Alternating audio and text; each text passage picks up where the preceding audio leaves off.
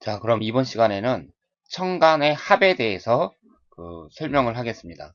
청간의 합에 대해서 하고 또 지지의 합에 대해서 하고 이번 시간에는 그 청간 지지의 합에 대해서 이제 설명을 할 텐데요. 여러분들이 이 설명을 들으실 때 이 사주 명리학 강좌를 들으시면서 이제 시작한 지가 얼마 안 됐잖아요.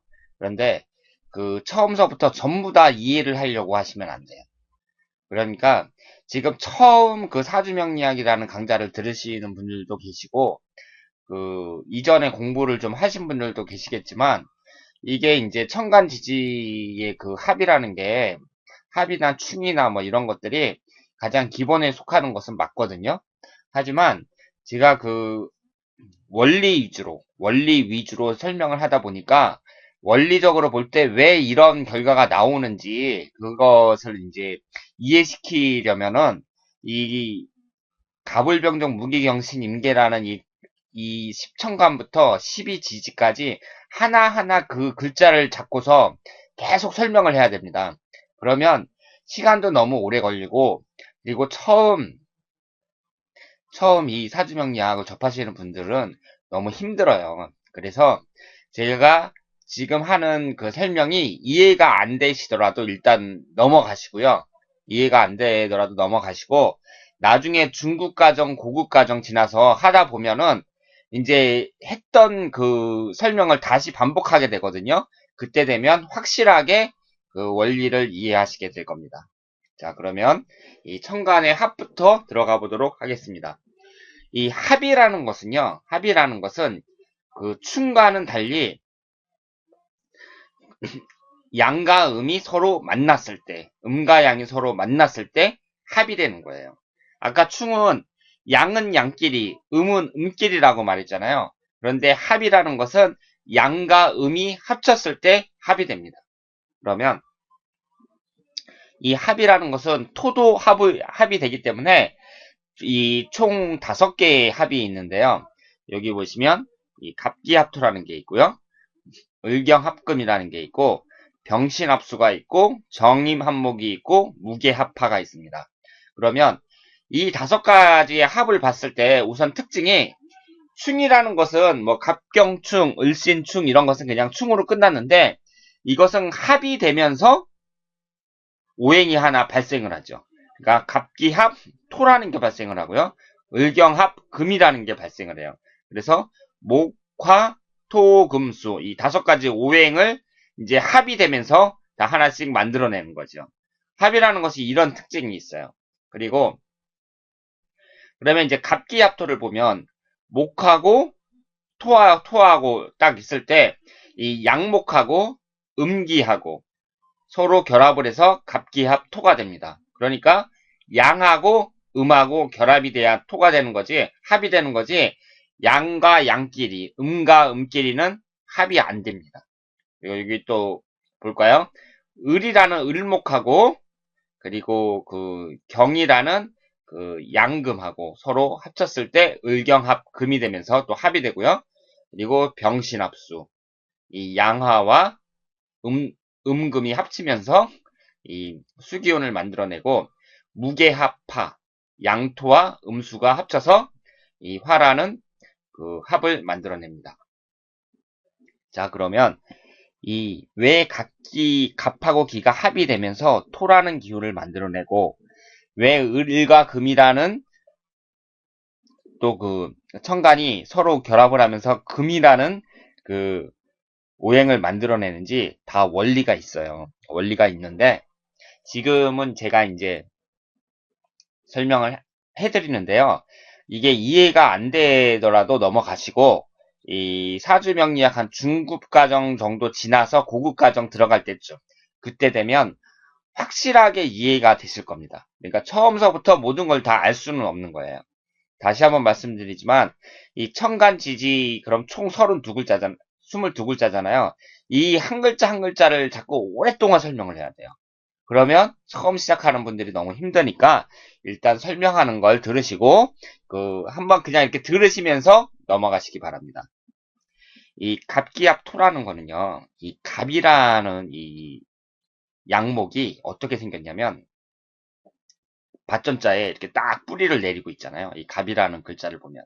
그러니까, 그리고 이 기라는 글자는 이 땅을 나타내는 이 토를 나타내는 이 글자가 무토하고 기토가 있는데요. 무토는 대지를 말해요. 그러니까 땅 위를 말하고 기토는 땅 밑을 말합니다. 그러니까 이 갑이라는 이 나무가 땅 밑에 뿌리를 딱 내리고 있는 거예요. 그것이 바로 각기합토입니다. 그러면 나무가 땅속에다 뿌리를 딱 내리고 있으니까 이 갑이라는 이 나무의 이 글자의 핵심은 뿌리거든요. 그럼 뿌리가 땅속에 딱 들어가 있단 말이에요. 그럼 겉으로 보기에는 땅만 보이겠죠. 왜냐하면 땅속에 들어가 있으니까 겉으로 볼 때에는 땅만 보이잖아요. 그래서 이것이 갑기합 토가 됩니다. 그리고 이것을 중정지합이라고 하는데요. 뿌리를 딱 받고 있으니까 이렇게 갑기합토가 형성되는 사주를 갖고 있는 사람들은 좀 심지가 굳고 의지가 강하죠. 그리고 을경합금에 대해서 한번 보겠습니다. 을이라는 것은 이 목기운이 있을 때 이제 양목이 갑이고 음목이 을이잖아요. 그런데 을이라는 것을 제가 설명할 때 그 기억이 나실지 모르겠는데 새싹이 이렇게 땅 위에서 이렇게 올라가잖아요. 싹이 땅에서 이제 봄에 보면은 그 새싹이 땅 위에서 이렇게 딱 올라오거든요. 요즘에는 전부 다 그 서울에 사시는 분들은 도로 포장이 돼 있어가지고 싹이 올라오는 것을 이제 못 보고 자라신 분들도 많이 계세요.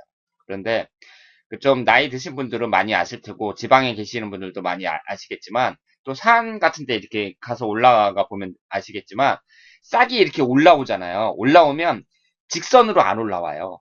이렇게 세글차처럼 이렇게 지그재그로 이렇게 삐뚤어지면서 세글차처럼 이렇게 올라옵니다.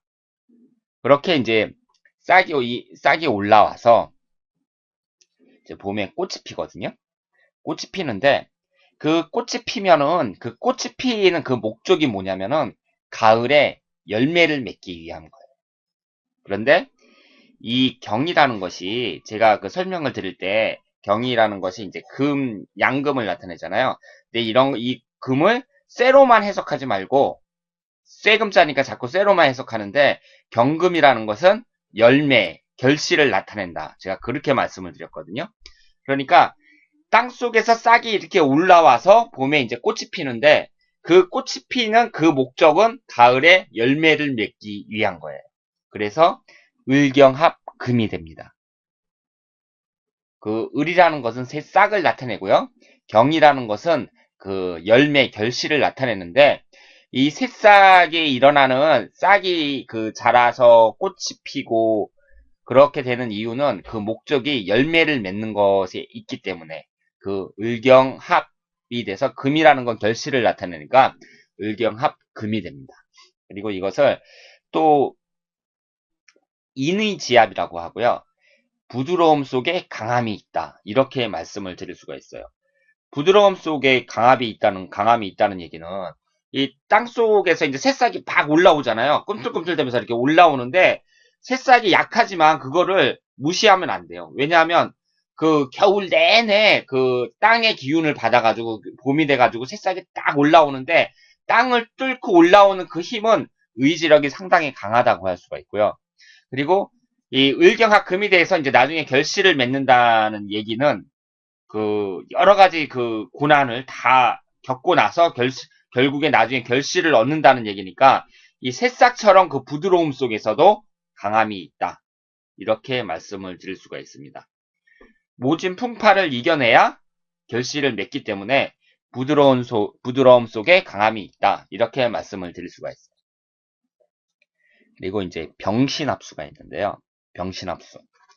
이 병이라는 게 양화잖아요. 여기 화기운이 있고 이제 양화가 병이고 음화가 정인데 병이라는 게 태양을 나타내거든요. 태양을 나타내요. 그리고 신은 뭘 나타낸다고 했죠? 이 금이 있으면 경금이 있고 신금이 있는데 경은 그 열매를 나타내요. 열매를 나타나고 그 열매 안에 보면은 씨가 있잖아요. 그 씨라는 게 또 뭡니까? 새로운 생명을 잉태하게 하게끔 하는 그 원인이 되잖아요. 그 씨가 있어야 다시 또 씨가 땅속에 들어가가지고 겨울 내내 이제 그 영양분을 받고 자라다가 봄이 되면은 싹을 피울 수가 있는 거죠. 그게 바로 신이거든요. 그러면 이 씨라는 건 그 다음에 이제 그 태양 다음에 그 새로운 싹이 되기 위해서는 땅 속에 들어가서 햇빛을 계속 받아야 돼요. 햇빛을 계속 받으면서 이제 그 봄이 되면 이제 싹이 딱 피는데 이 씨라는 것이 그렇게 되기 위해서는 그러니까 생명을 잉태하게 하는 그 원인이 되기 위해서는 그 물을 품고 있어야 합니다. 그러니까 복숭아가 이렇게 있잖아요. 복숭아라는 과일이 이 사주 명리학에서는 자주 등장하는데요. 우리가 도화살 얘기를 할 때도 도화라는 게 그 복숭아 꽃이라는 얘기거든요. 근데 복숭아를 이렇게 열매를 보면 거기 씨가 있잖아요. 동그래가지고 딱딱하잖아요. 어릴 때 보면 제 신기해가지고 그거 막 그 망치로 막 두들겨가지고 깨보고 이 안에 뭐가 들어있나 막 보고 그랬는데 이 딱딱한 복숭아 씨 안에도 물기를 머금고 있습니다.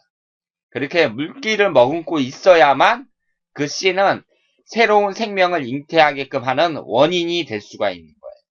그래서 병이라는 것이 그 태양열로 그 햇빛이 반짝반짝 비추면서 그렇게 열을 주고 그 씨는 그 열을 받아가지고 이제 새로운 생명의 새로운 생명이 잉태하게끔 그 원인이 되는데 그 씨는 반드시 물을 머금고 있어야 합니다. 그래서 병신합수다 이렇게 말씀을 드릴 수가 있고요. 이것을 또 위험지압이라고도 해요. 네, 그런데 이 병신합수를 갖고 있는 그 사주, 그러니까 사주의 일가는 신인데 시가는 병이다. 그러면 병신합수가 되는 거잖아요. 이렇게 병신합수를 갖고 있는 분들은 좀 냉정함을 갖고 있습니다. 열기와 물기를 동시에 지니는 냉정함을 갖고 있다. 이렇게 말씀을 드릴 수가 있어요. 그 다음 정임한목이라는 게 있어요. 정임한목. 이 정임한목을 이제 잘 이해하셔야 되는데 이 화기운 중에 양화는 병하고 음화는 정화잖아요. 그러면 병화는 태양열이라 그랬죠. 그럼 정화는 뭐냐면은 달빛이라고 할 수도 있고요. 그리고 은은한 촛불, 뭐 이런 식으로 그 대낮의 태양열이 아니라 밤에 그 은은한 그 불빛을 나타내기도 하고요. 나타내기도 하고 그리고 그 대낮에 이렇게 그 대낮에 태양이 이렇게 비추잖아요. 그러면은 여름에 이제 태양이 땅에다가 막 빛을 비추면은 땅이 그 열을 저장해요. 그 열을 저장한다고요. 그래서 겨울이 되면 그리고 비가 와도 땅에서 그 물을 저장해요.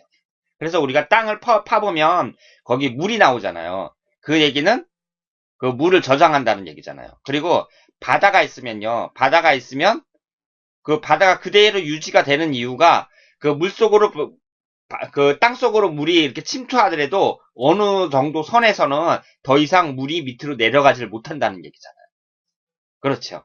그러니까 지구는 동그라니까 만약에 물이 흙 속으로 사정없이 들어간다면 그 태평양하고 그 반대편에 있는 그쪽 대륙에서는 그 막 물이 나와야 되잖아요. 그런데 그렇지 않은 이유가 이 육지는 물을 이렇게 머금고 그거를 이렇게 저장을 합니다. 그래서 여름에 이제 비가 막 오잖아요. 막 오면은 그 물을 저장을 해요. 저장했다가 겨울이 되잖아요. 겨울이 되면은 이제 그 물이 그 나무의 뿌리를 이렇게 감싸요. 감싸면서 뿌리를 그 보호해 주는 거죠. 그리고 그래서 그 뿌리를 보호하고 있다가 봄이 되면 그 뿌리를 타고 그 나무 줄기를 따라서 올라가는 거죠.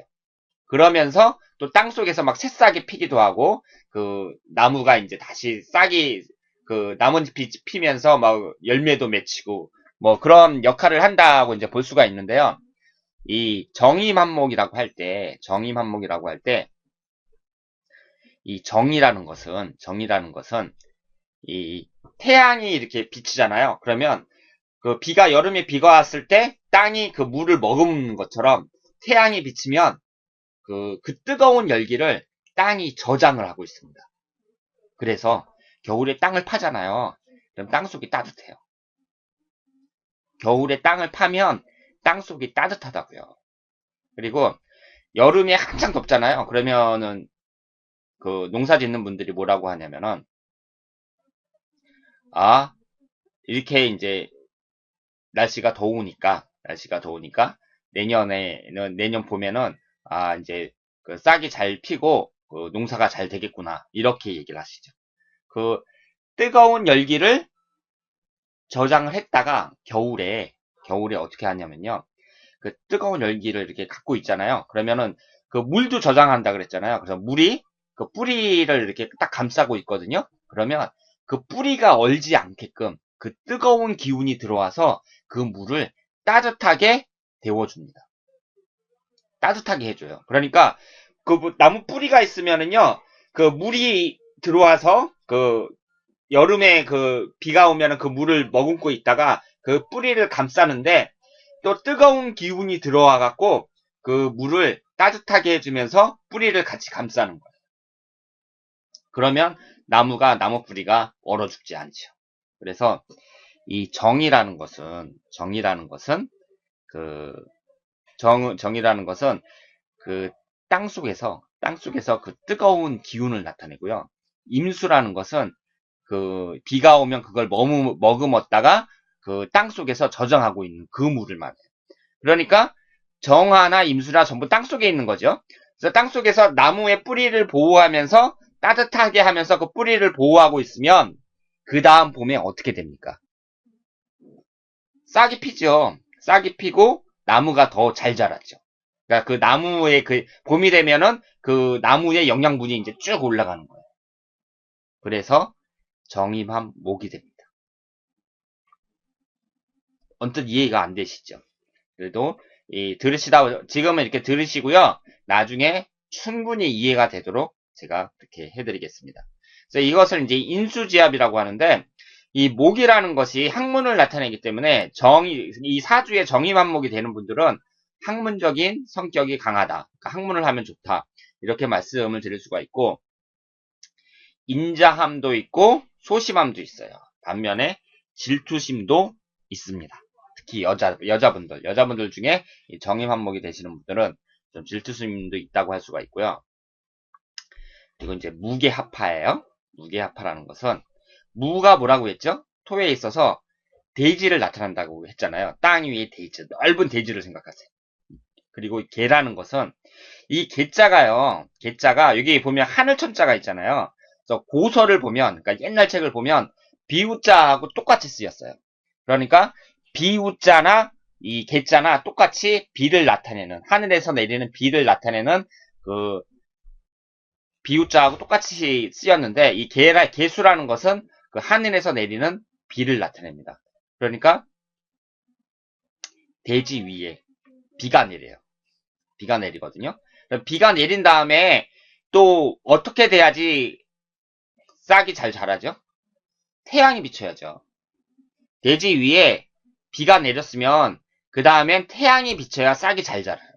그래서 무게합파라고 합니다. 이것을 무정지압이라고 하고요. 머리가 좋고 미인들이 많다 그래요. 그러니까 사주에 무게합파가 되는 분들은 미인들이 많아요. 그리고 사람이 좋습니다. 다정다감해. 이 무게합파를 이제 말씀을 드릴 때 그 머리가 좋고 뭐 미인이고 다정다감하다 뭐 이러는데 이 무게합파뿐만 아니라 이렇게 사주를 딱 봐가지고요. 합이 많으면 사람들이 이제 다정다감하고 사람이 좋은 경우가 많고 충이 많으면 간사하고 야비한 경우가 많습니다. 그러니까 여러분들이 사주를 볼 때요. 사주를 감명할 때 충이 많잖아요. 그럼 좋은 사주가 아니에요. 그리고 충이 많은 사람들하고는요. 그 처음에 이제 이걸 알았다. 그러면 사귀지 않는 것이 좋습니다. 이 충이 많은 사람들은 그 안 좋아요. 안 좋고 지금 근데 그 이 동영상을 보시는 분들 중에 이 충이 많으신 분들이 많으실 텐데 그런 것도 어쩔 수가 없습니다. 어차피 사주를 공부하다 보면은요, 당연히 자기 사주를 이렇게 맞춰보거든요. 그러다 보면 자기 사주가 충이 많다 그러면 나쁘다던데 나는 충이 많네? 뭐 이렇다고 하더라도 제가 좋은 말만 할 수는 없으니까요. 이렇게 사주를 배우면서 자기 사주가 얼마나 나쁜지 이걸 이제 하나씩 알아가는 거예요. 그러면 이제 괴롭죠. 막 괴롭다가 나중에 알면 알수록 나쁘거든요. 그러면은 한 보름 정도 이렇게 막 괴롭고 막 일도 안 손에 안 잡히고 막 그러다가 나중에 이제 체념을 하죠. 체념을 하다가 뭐 이제 나중에는 그 초월을 하게 됩니다. 그러니까 저도 그렇고 이 사주 공부하시다 보면은요. 어쩔 수가 없어요. 그런데 나쁘더라도 나쁜 것은 말씀을 드릴 수밖에 없고 이 충이 많으면 간사하고 야비한 경우가 많고 또 꼭 그렇다기보다도 하여튼 안 좋아요. 충이 많으면. 합이 많으면 사람들이 좋다. 그러니까 합이 많은 사람하고는 친해지면 좋다. 이렇게 말씀을 드릴 수가 있습니다. 그리고 이 천간의 합을 보면은요. 보세요. 갑을 1번이라고 했을 때 1, 2, 3, 4, 5, 6. 충은 7번이었는데 합은 6번째죠. 갑기합토, 을경합금. 전부 다 6번째입니다. 그래서 이것을 육합이라고 합니다. 육합. 자, 그러면 천간의 합은 이제 정리를 하자면 갑기합토, 을경합금 이렇게 쭉 나오는데요. 이 양과 음이 서로 만났을 때 합이 이루어진다. 그러니까 충과는 다르게 충은 양은 양끼리, 음은 음끼리 만났을 때 충이 이루어지고 남자와 여자가 만나면 좋잖아요. 좋으니까 합이 이루어지죠. 남자하고 여자가 만나면. 싸우는 거는 남자들끼리 만났을 때 뭐 서로 치고받고 싸우든가 여자들끼리 서로 머리 잡고 싸우지 남녀가 만나면 좋은 거잖아요. 그러니까 양과 음이 됐을 때 서로 합이 되는 거예요. 그리고 이 합이라는 것은 합이 되고 나서 새로운 오행을 유출을 시켜요. 그걸 이제 아셔야 되고 그런데 제가 이제 가장 중요한 것을 말씀을 안 드렸는데 이게 이제 갑기합 토가 됐잖아요. 갑기합 토가 됐으면 이 갑이 토가 됐으니까 이 갑이라는 것이 그럼 없어지느냐? 그렇지 않습니다. 나무 뿌리가 땅 속에다가 이제 나무 뿌리를 딱 박았어요. 박아서 겉으로 보기엔 뿌리가 안 보여요. 그래서 토라고 하거든요. 그렇다고 해서 그 뿌리가 없어졌습니까? 아니거든요. 그대로 남아있어요. 그러니까 합이 되더라도 각기합 토가 됐더라도 갑목이 없어진 건 아니에요. 다만 토의 기운이 강해졌다.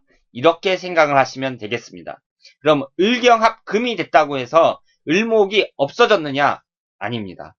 다만 금의 기운이 강해졌다. 이렇게 보시면 되겠고요. 그럼 병신합수 같은 경우는 병화하고 신금인데 수라는 새로운 전혀 다른 오행이 이제 생성이 됐잖아요. 그러면 병화하고 신금이 없어졌느냐? 그게 아니라 병화하고 신금이라는 에너지는 그대로 남아있는 상태에서 수의 기운이 생성됐다. 이렇게 생각을 하시면 되겠습니다. 정임합목도 마찬가지고요. 무게합화도 마찬가지입니다.